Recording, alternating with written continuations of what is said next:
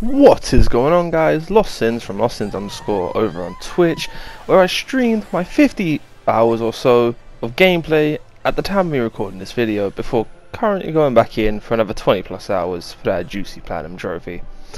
But now, without further ado, let's get into the video. Tales of Arise is the latest addition into the Tales franchise, and I gotta say, what a game. It's graphically pleasing, every character is lovable, and let's just talking about lore. More on that later. Has a meaningful story, and despite the fact that it feels very repetitive, I couldn't help but love every minute of it. An intense battle for freedom which has had a lot of nail-biting moments, but that's not all it has to offer. A range of side quests, character bonding, a few mini games, and a whole lot of hours. Yes, hours. 38 big, juicy, and fluffy hours. Scattered around Dana. On top of that, we have a fishing minigame that isn't complete trash. Yes, I'm looking at you, Final Fantasy 15. King of Fish in my crown. Anyway, back to the hours. The king and queen of the hours are the best NPCs in the game. Change my mind. I bet you can't.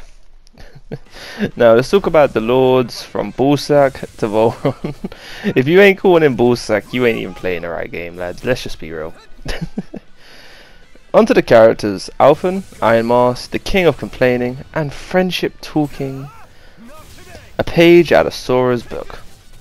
Now, Alphen's combat style is basically any kind of main character's kind of in your face type of stuff, you know, same old stuff. It's nothing special, but it's nothing to gawk at either. He is the hard hitter, the wannabe, I don't even know, he just wants to be in your face 24/7 with his shiny sword and amazing skills of so forth. But yeah, I don't really know, I never used Alphen too much. He was just more NPC, but the NPC will always target the lowest HP enemies, and that'd just be the end of it, really. Shion, the Queen Tsunade, she was my main for like 90% of the game. I love her, and she is a great contender for a waifu of the game, for anyone that's interested in that type of stuff. We all have a waifu, let's be real. Now, her Shion style is very ranged in magic. She's mainly prioritizes in healer magic, and her range is because she has a gun, let's just be real. So, best from afar, best to find enemies, all that good stuff. But let's be real, everyone just uses Shion for Treus Ventos, because for whatever reason it's broken. Get an accessory with elemental attack plus 15% and 4 bonus slots for just attack plus 15 or elemental attack plus 15%, and you're golden. Even on enemies that resist wind damage, you're doing good damage. And that's just the honest truth, ain't no much sale to that. But for the most of the game, she will be your primary medic. She has the better SP, CP usage for healing and reviving, so yeah, definitely I kept her in my party at all times, and I have no complaints with it. Rinwell, cute and deadly, and from the people I spoke to, she was a fan favourite. I love the moment Rinwell joined, as that then we had access to Hoodle, the owl magnet, and suddenly finding 38 juicy owls didn't seem like a pain anymore. Now, Rinwell's combat style, as you can probably see from the footage, is she's a mage. That's all she can do. She does have some good spells, and if I'm not mistaken, she starts off with Photon Flash, which as you level up becomes a very deadly and quick 1 AG skill. And I think I did use this a lot. It made it so much easier just to kill enemies, because obviously, as you can see, her magic charging takes up a while. Another cool feature of Rinwell as well is that you can store the magic that you've casted instead of directly using it, and then combine it with another cast for it to make it a stronger spell. Now, I thought it was quite good, as sometimes you just need that little extra hit to wood down the enemy just a bit more, and it always worked out great. I had a lot of fun using Rinwell, and yeah, another contender for waifu of the game. I mean, it's just how it is, you know. Lore, for whatever reason, this was the character I despised the most. Probably because he consistently said he could smash anything, but hit like a bubble. And I have nothing else to say about it as such. But Lore's combat style is very interesting. I will give him that. Like, if he was a more lovable character for me, I probably would have mained him. He's very quick, he's agile, and he does do decent damage once you level him up and get him the good enough skills. But for whatever reason, he feels like, to me, he generally feels like the character that would crit the most. He has a self-heal, which is always great. Any character with a self-heal gets a bonus. He's boosted, was great against armored enemies. And yeah, I normally just left Law in the back. It wasn't actually till I recorded this video where I actually kind of got a bit of use in with Law personally, and kind of like his fighting style. Or combat style. I just don't like him as a character. So, that's my problem. But, I mean, I would say he's definitely a good character to use. Just, I can't stand him. Now, if you use him, I don't even blame you. The character is amazing. Like, combat-wise, he's very quick, very nimble. And he does do decent damage once you level him up, like I said before. But I just cannot stand him at all. Kisara, Kisara, Kisara. What more can I say? I love me a woman in armor. And without, for anyone who bought outfits, or the deluxe edition. You know what I'm talking about. If not, enjoy. Kisara by far has the best outfits in my opinion. And she deserves them. The mama bear of the group, and another contender for the waifu of the game. Top waifu will be revealed at the end of the video, so stick around till then. Kisara's combat style is the most different from the whole group. A shield and a mace, and instead of evading, we disrespect our enemies by smacking them in the face for a shield. And let me tell you, nothing feels oh so good as one of them juicy perfect blocks. Now, Kisara's style was very, combat style was very different, and it took me a while to get used to it. She's very slow in the sense of like movement speed, and obviously you don't have the evading, so you have to get your timing down for the perfect block. Which after a while doesn't feel too bad, because you can, if you can't perfect block, you can just block and reduce the damage by a chunky amount. Other than that, like, her moves, I don't know what the best setup for any of the characters are, I'm going to be completely honest. I just found what I liked and used it, which is another reason why this game is great. Because no matter what, you can just kind of use what you want and feel comfortable with. But yeah, I mean, Kisara was just a great character. Like, I like the way most of her moves could combo into one another as well. That's what I have to give a lot of credit to. And of course the self-heal. Who doesn't love self-healing? It's great. Your healer's down, you're running out of items, but what? You've got CP, self-heal all the way. Yes please, let's go. That's all it's about. And now it's time for the man, the myth, the legend, the lord, Haleem. Most people's husbandos, he has something no one else has, an extending stick. Yeah, no, that's basically it. He can use magic, but we can't really focus on that, because that extending process it's just so beautiful. Lord Haleem, will you extend your stick in? Anyway, moving on. Now, he can act as a secondary support, so you could main him and have Shi on there, and you have 2 revivers, 2 healers.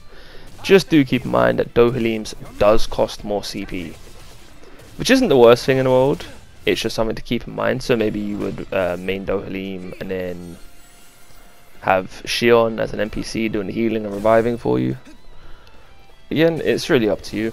Now, I don't mind Haleem as in combat style. I just didn't really feel comfortable using it because I felt like he was he's very cool. He does have a lot of movement with his stuff. I just prefer in some games being at further range. Tails was just one of them games for me. Now, my favorite move for Haleem, if you couldn't tell, was Crescent Flash. Why? It just looks cool. It looks so cool. Catapult was fun to use, but on the bigger enemies, I very much just enjoyed Crescent Flash. Now, I don't recommend spamming, but at this point, I didn't know how to use Haleem, and I was just having fun with it. Plus, his Mystic Arcs looks cool. Now, his boost attack is pretty solid. So, if you have any enemies that are avoiding your attacks, and when you're attacking them, they're doing 0 damage, it slows them, it stops them from doing it, it puts this green stuff on their feet. Basically, it's fines. But it looks like some other stuff. Looks like I've just poisoned their feet. But there's a quick demonstration of the extending process. Now, tell me that isn't magnificent. But yeah, there ain't much else I can say about Haleem. I thought he was a cool character, but I mainly used him as a secondary support. But I left the NPCs to play as him. Now, let's get on to the rating of the game. It's a beautiful game. And for me, it would have been a beautiful 10 out of 10. Can you believe it? A game getting a 10 out of 10. And on top of that, an anime game. For me, someone that's picky. It's amazing. However, if it wasn't for the pointless, consistent battle chow, it's so annoying, and I really wish there was a way to minimize it or even turn it off. You know, like we can do it in Killing Floor. Why can't we do it in this? Like, we don't need Rin to be saying I fight better at a distance every 5 minutes, every other fight, just for Shion to then reply with me too, we'll stick together. For then Rin to literally run up to an enemy's face and just get hit constantly. We don't need that.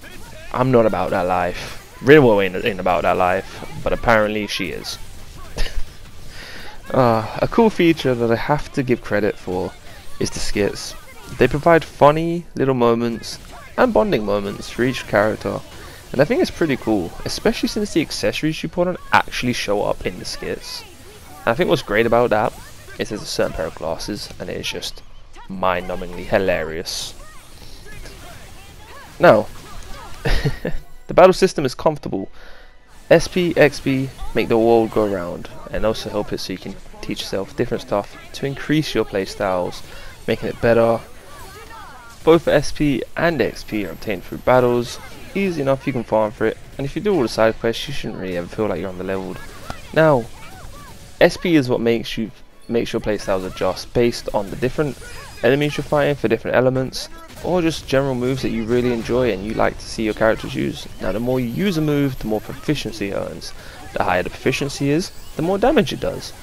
And I think that's a pretty cool feature, because then it kind of shows that the more you use a move, the more your character develops with the move itself, and it causes and does increase damage, etc, etc.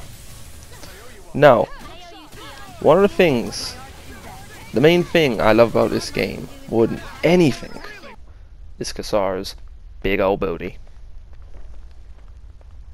Just kidding. Although it is nice, the character development and arcs are amazing and really show just how much your team grow and how each character develops as a whole. Now, some of them are emotional, some of them are decent, but god damn did I love every single one of the character arcs where we learned more about the character. We got to witness how they went through the development, why they are the way that they are, and honestly it just helps you fall in love with the characters even more.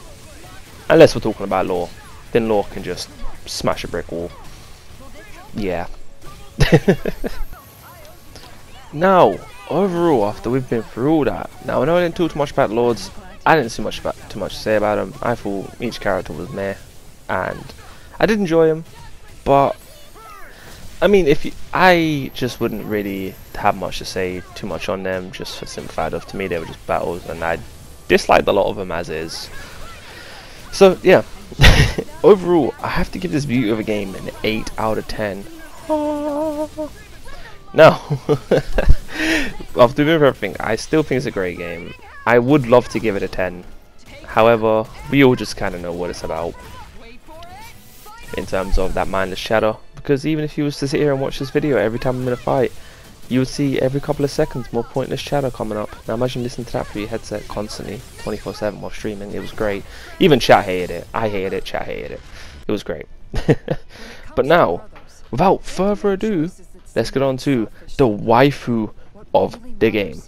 We have Shion, Rinwell, Kisara, and I guess if you want to throw in an extra one, we have the Lord of Waifu. Yeah.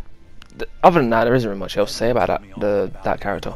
Anyway, the winner of the waifu contest is no other than Kisara. And you know what? If you disagree, tell me in the comments. Let me know, because I honestly think, from playing from start to finish, that Kisara is the most deserving of this. Not just because I think she's cute and she's a paladin, all that good stuff, but mainly because of how caring, how much of a big heart she has. Yeah, big heart. Let's just, yeah. And just overall, she's such an amazing character. Now guys, that is going to do it for the end for this video. I hope you have enjoyed. Drop a like, drop a comment, subscribe if you are new, and yeah, we'll see you on the next one. Peace.